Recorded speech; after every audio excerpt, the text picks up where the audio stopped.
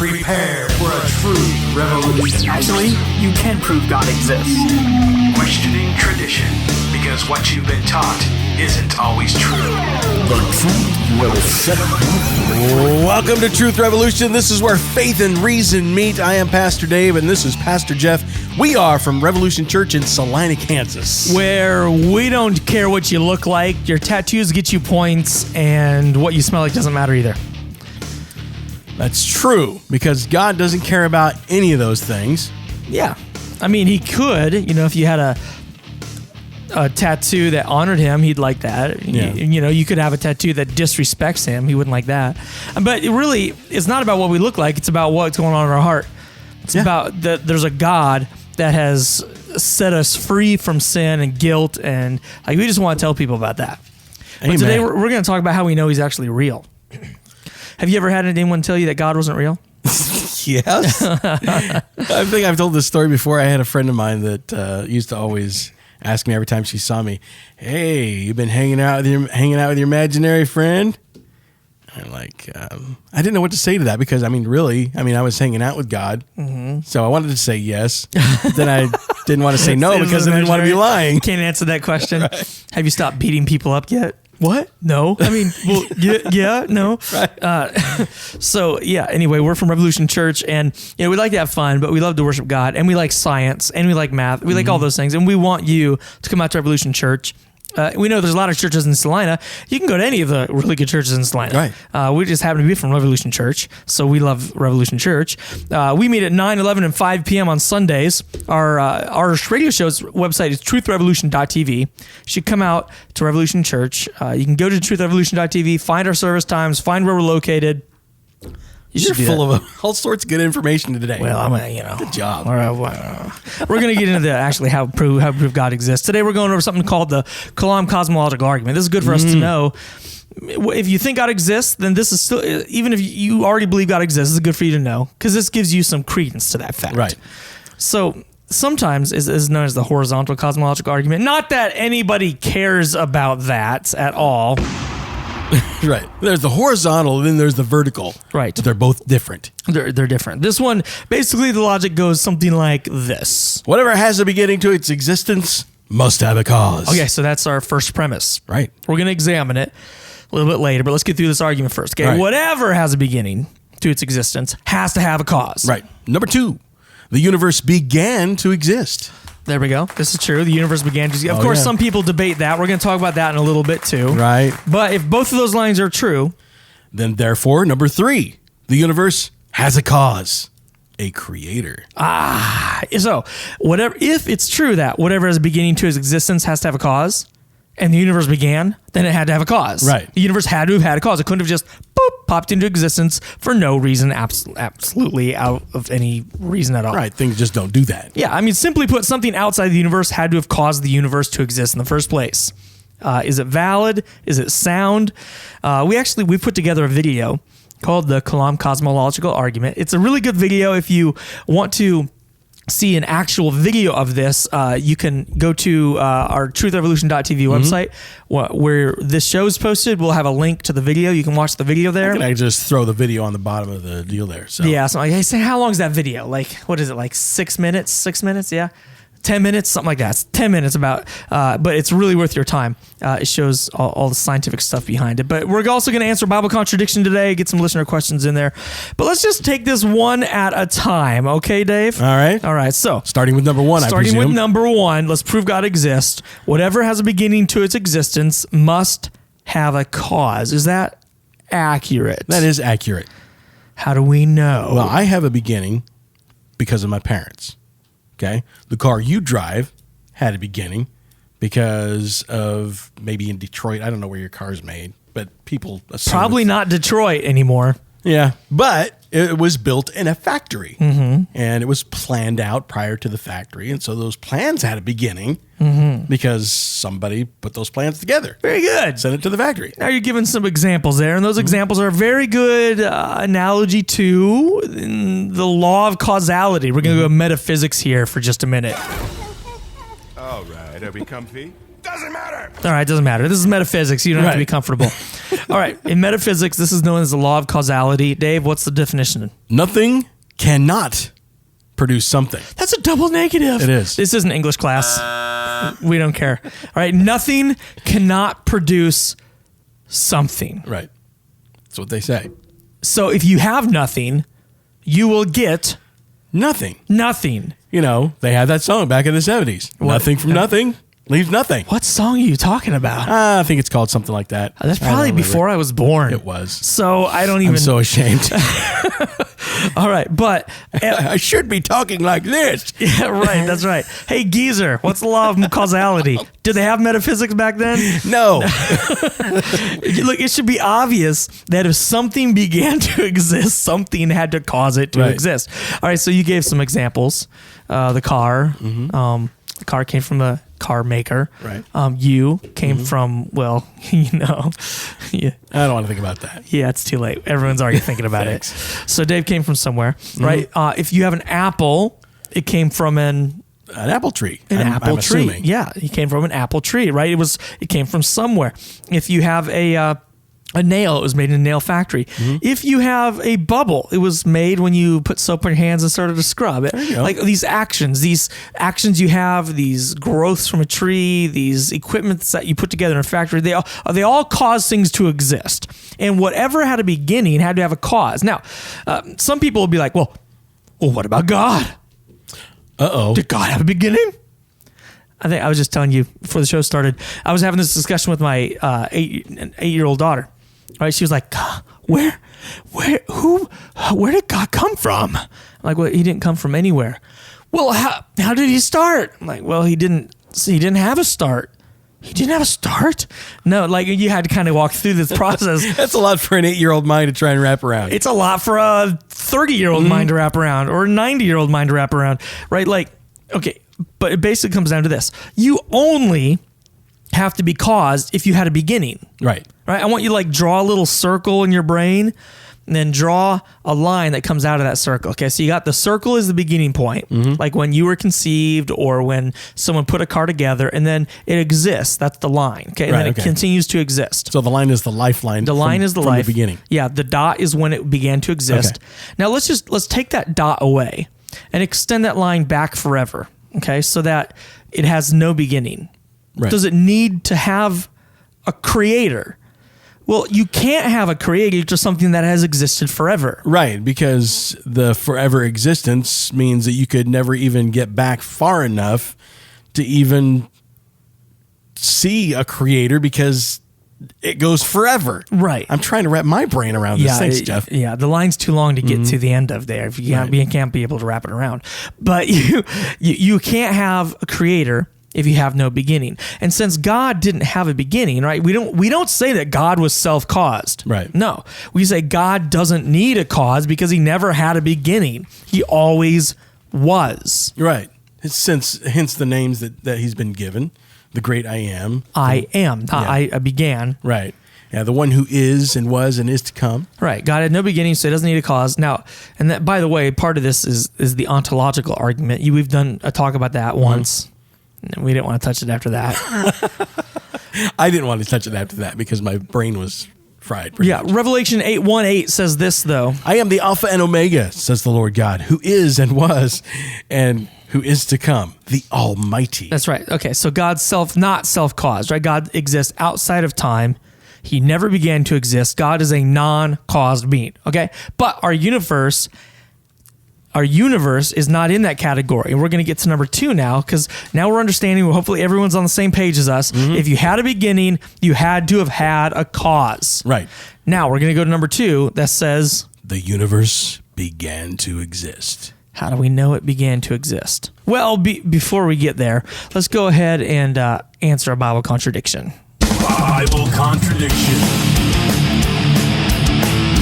Bible contradiction today brought to you by truthbeknown.com. Okay. About seeing God. Genesis 32:30, they say, it says, I have seen God face to face. However, John 1:18 says, no man has seen God at any time. Oh, gee. There is a conflict there, Jeff. Dang. That does seem like a problem, right? You can't see God. No man has seen God, but right there in Genesis 32, it says, I seen God face to face. Right. That's not good. Well, we're going to use our cracked acronym. What's the first C stand for? Context? Context. You got a winner here. All right, so we're going to use our context. We're going to read a little bit around these verses and understand what it's all about. The very first thing you should do when someone reads a Bible verse to you, quotes a Bible verse to you, says there's a contradiction, says they have a favorite verse, Laugh? no. Okay. It's to read the context. Oh, okay, gotcha. But I'm glad you're laughing at people who memorize Bible verses. That's a very mature thing to do. Thanks. Proverbs 12:1. We all memorize it here at the church. It's a good one. Same with Jude 2. I'm not going to put you on the spot. Thanks. All right, so anyway, John 1:18. There's some context here where he says, no one's seen God. Well, actually, if you read the context, it's kind of interesting. It says, no one has ever seen God but the one and only Son, Yep. who is himself God and is in closest relationship with the Father, has made him known. Okay, this is actually saying, look, people seen Jesus, okay? Jesus has seen God the Father.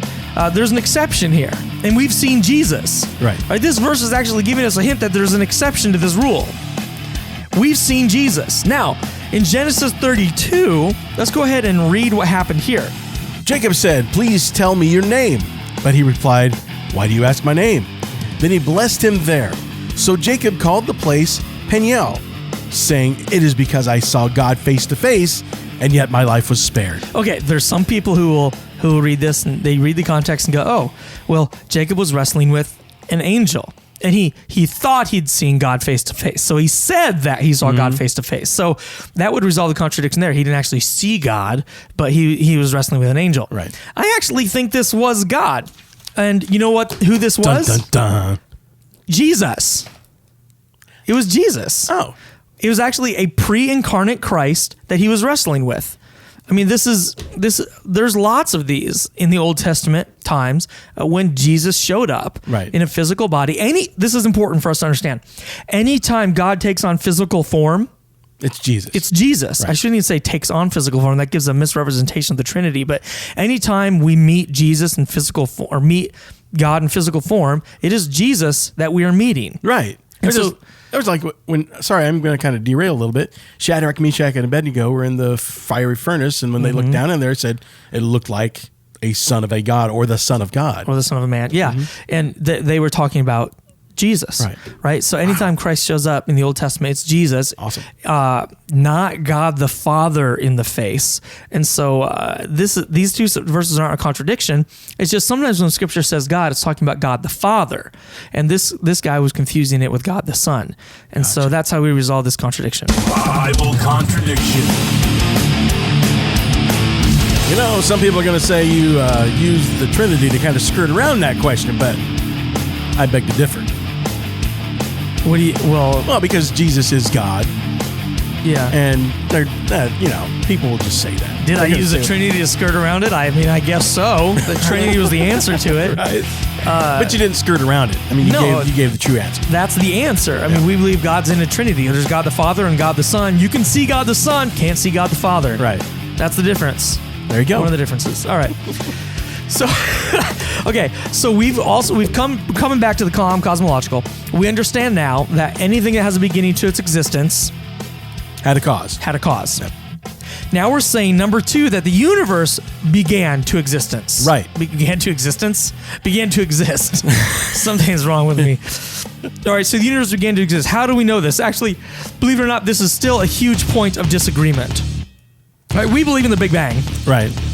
Big Bang is when the universe began to exist. Bang, it starts to exist. Yes. Right? It's just universe. But we're going to come back and we're going to discuss some people who don't think the universe had a beginning. They think it's always been here. Or maybe the multiverse thing. And we're going to explain why the universe could not have always been here. That's right. We're going to explain that nice and clearly. Mm-hmm. We might try to tackle the multiverse thing a little bit too. Okay. We're not afraid of multiverses. We've done a whole show about it. Right. Hey, truthrevolution.tv is our website. Truthrevolution.tv. You want to get out there? We got past shows, we got truth shots, and you can donate and ask questions. Man, those of you who donate help Revolution Church. You help people get saved. You help people hear the Word of God. Amen. You help this radio show go on the air and reach thousands of people. We're on like 13 channels, YouTube, and a podcast. Thanks for giving to us. Thanks for sending your questions. Hey, we're going to be right back with more proof that God exists. Truth Truth Revolution. And we're back with proof that God exists. Yes. In this, Found it. in this half of the show. I found it at Area 51. It's a... Not just that was a dumb joke. That was a dumb joke. That was dumb. That was not any good at all. Okay, Well, so let's get on to something good then. Okay, so number one, the universe. Or sorry, now I'm all discombobulated. Number one, whatever has a beginning to its existence has to have a cause. Right. Now, number two, we're saying that the universe was one of those things that had a beginning. Right. So that we can say that it had a cause. Well, we think it did have a beginning. Now, some people will say, okay, and just by the way, some Christian theists will disagree with us on the age of the universe. Yes. Okay, all Christians believe that the universe had a beginning. Or they should. They should. Right. Young Earthers say it was like 10,000 years ago. Old Earthers like us think it was more like 13 or 14 billion years ago. But they all agree that the universe came into existence at one point. Right. In fact, most secular or even atheist scientists believe that the universe had a beginning point. Yes. We actually have a number of quotes. I don't think I brought them with me from scientists suggesting that the fact that there was a beginning to the universe, they wanted to reject the Big Bang because that's Right. really theological. Yeah, that was back in the 1920s or 30s when they started coming out with the Big Bang Theory, and they're like, wait a minute. Whoa. This is sounding like the theological, the biblical yeah, event. man, if this is true, there might be a God. And they got like Right. really nervous about it. But believe it or not, there's some people who say the universe didn't have a beginning. So we're gonna look at the philosophical reason and a scientific reason to show that the universe actually had a beginning. Okay. All right. The philosophical reason goes like this. That's using logic, we know that if you are trying to deny number two, which is the universe began to exist, you would argue that the universe did not have a beginning. This would probably mean that it is infinite. Okay. Yeah. And not probably, but it would mean that it was infinite. All right. Now, before we have to tackle this issue, you have to understand what infinite really is. Okay, here we go. And by the way, we have a really good visual of this on that video we were talking about on truthrevolution.tv. So you can go watch that video. We got a really good visual. But infinite is not a large number. It's not something that keeps growing. It's not something that's changing. It's not even a specific number. It's not like you can count up to infinity. Like 1,000,001, 1,000,002. Whoa! Whoa, the next number's infinity. Like you can't. In a sense, infinity is just complete. Dictionary.com gives a definition to it. Says that infinite is existing beyond or being greater than any arbitrarily large value. Right. If infinity is like, if you can't go beyond infinity, why does Buzz Lightyear keep saying that? To infinity and beyond. Oh, that's terrible. You should be teaching children that. Anyway, sorry. Yeah. Look, no matter how high you counted, you could never get to infinity. All right. You could theoretically count forever, but you still began at zero and you've just added one over and over again. Right. Right. With infinity, it's not the case. Infinity plus one is Infinity infinity minus one is still infinity. Think about that. If you have a hotel with an infinite number of hotel rooms and all your hotel rooms are full, if someone checks out of your hotel, all the rooms are still full. Wow. Okay, this is infinite, all right? It's all huge. It's just completely full. That's what infinity means. Okay. All right? You can't take away or add to infinity because it is the complete Yeah, value. the fullness of whatever it is. Right. Norman Geisler says it this way. Time cannot go back into the past forever, for it is impossible to pass through an actual infinite number of moments. Now think about this. We're talking about why the universe isn't infinitely old, okay? Right. You cannot go back into the past forever. If in theory, you can, but not in reality. And here's why. All right. A theoretically infinite number of dimensionless points exist between my thumb and the first finger, but I cannot get an infinite number of sheets of paper between them, no matter how thin they are. If you had an infinite number of pieces of paper, how much space would they take up? An infinite amount of space. More than the entire universe would be filled with paper. Scary. Okay, you can't. Sounds matter like my desk. No matter how thin you slice paper, an infinite number can't fit between your thumb and your finger. But there is. He's right. There is an infinite number of points between my thumb and my finger, Right. theoretically. And this is the difference between theory and real life. Right. Okay, theoretically, you can say the universe began forever ago, but in real life, well, let's keep reading here. All right. Each moment that passes uses up real time that we can never again experience. Moving your finger across an infinite number of books in a library would never get you to the last book. You can never finish an infinite series of real things. You can never finish an infinite series of real things. So think about this. You can never even get halfway done with an infinite series. Man. So if you have an infinite number of books in a library on a shelf and you start walking along, tapping each book as you go, you'll never even be halfway done. Why? Because it's an infinite number of books. Right. You can't get halfway. In fact, you can't even get 10% of the way. You can't get 1% of the way. That's really discouraging. Well, let's just quit right now. Then let's just put this into our universe. If the universe was infinitely old, how long would have it taken to get to the point where we exist? An infinite amount of time. An infinite amount of time. We would have never actually gotten to the point where we come into existence. We are still waiting on that train right here. That's right. We would still be waiting for our own existence if the universe existed forever. It's one thing to talk about limitless possibilities or theoretical points, but it's another thing entirely to actually try to cross an infinite amount of time. Right. You can't cross an infinite amount of time. We would have never gotten to the point where the Earth existed if the universe had existed forever. Philosophically, we know you cannot have a universe that has existed forever. Right. Wow. Period. Just a lot to think about. Yeah, it's kind of crazy. We would still be an infinite number of years away from our own existence. That's crazy. Yeah. So we know philosophically the universe had to have had a beginning. Now let's talk about science. Okay, this is the second law of thermodynamics. It tells us in simple terms that in a closed system, everything runs down. Yes, everything runs down, right? A closed system, it is a set of objects that has nothing put into it or taken out of it. Okay, your car is not a closed system. Why? Because you can always put gas into it. You can put gas into it. Exhaust comes out of it. Yeah, energy, replacement parts, all that, right? Your body is not a closed system. Why? Because you still need food. That's right. You put food in, food comes out. Something comes out, yeah. On a personal level, we understand that unless you take a car to a mechanic, it'll break down, right? Hot food eventually gets cold. The battery's going to remote. Someday run out of power. And this is just a really simple term, a really simple explanation of second law of thermodynamics, but it's on a larger scale too. Stars eventually die. Black holes eat solar systems. And believe it or not, the entire universe has been slowly cooling down. Scientists have actually measured, they've noted that in 10 to the 30 years, okay, that's like trillions and trillions of years from now, but in 10 to the 30 years, the universe will be 90% dead stars. Listen, 90% dead stars. Our sun won't even exist. Oh. 9% of the universe will be gigantic black holes preparing to eat the rest of the universe. And 1% will just be hydrogen. Yay, hydrogen. All right. In 10 to the 100 years, so like even way, way out there, black holes will even dissipate. They will lose their energy and just... That's nuts because, I mean, like we think about one of the most powerful things in our universe is a black hole. And they will dissipate. They will dissipate. They will run out of energy. Now, this isn't going to happen for trillions and trillions and trillions of years, but if the universe has always existed, how long ago should have we run out of energy? A long time ago. Yeah, trillions and zillions and rillions of years ago. Yeah, we would be past the point where all of the black holes have actually dissipated. We'd be living in nothingness. Exactly. So we know the universe isn't eternal, hasn't existed forever.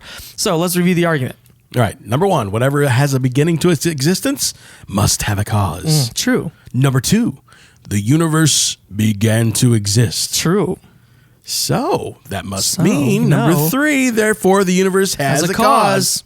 And then we call that the creator. Okay, whatever's outside of that universe that caused us to exist would be the creator. That would be a god. Now some of you are saying, well, what about a multiverse? Maybe there's this multiverse. Well, look, even in a multiverse, you have to ask the question, what created our universe? What bubble are we? And what's outside of our bubble and what created that? Or you end up with an infinite regression there. And it's still the same logical arguments apply. Right. Even in a multiverse. So since the universe is everything that exists, unless you count the multiverse, but in that case, the same arguments still apply. Whatever caused it to exist has to be the creator, has to be God. There you go. And that's a Kalam cosmological argument. All right, let's try to listen. Let's do a listener question before we get out of here. Got a question. All right, Beth says, the Bible says we are not to add or take away anything in the Bible. So does that mean we are not supposed to add extra words? Yeah, Basically, Pretty it much. doesn't mean we're not allowed to illuminate or talk about it. But yeah, it's commanded in Proverbs 30. All right, that's the generic point. In Deuteronomy, it talks about not adding to the rules he gives, which people always do, by the way. And in Revelation, it's talking specifically about that book. It's saying, hey, yeah, don't add to the book of Revelation.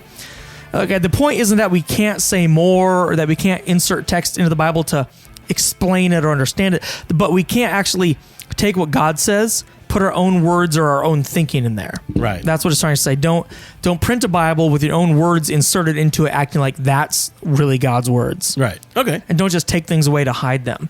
But you can explain things. You can, put in brackets and say, this is what I think it means. And when you're translating, God knows we have to translate from one language to another. This is not like God's not being anal and malicious on this. Right. He's saying, look, take my word seriously. Don't add to what I'm trying to say. Don't take away from what I'm trying to say. Faithfully represent what God says. There you go. Okay. This has been TruthRevolution.tv from Revolution Church. We want to take God's word seriously. We want to take science seriously. And you know what? We want to take you seriously. Amen. Why don't you come on out to Revolution Church? We'd love to have you.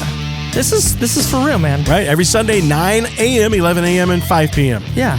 We want you to know God better and to come along and do this with us. We've been growing. There's been a lot of people coming here. And you know what? There's still room for you because we're just... Whatever we got to do to help you know and love God better, we want to be able to do that. And we're a hotel with an infinite amount of rooms. Whoa, that was deep. There you go. So we're already full, but he can come anyway? That's right. She can come anyway? That's right. Right. So, Revolution Church, TruthRevolution.tv. Thanks for listening. Thanks for sending in your questions and your thoughts. We respond to every single one of them. Thanks for donating. Have a great week. God bless.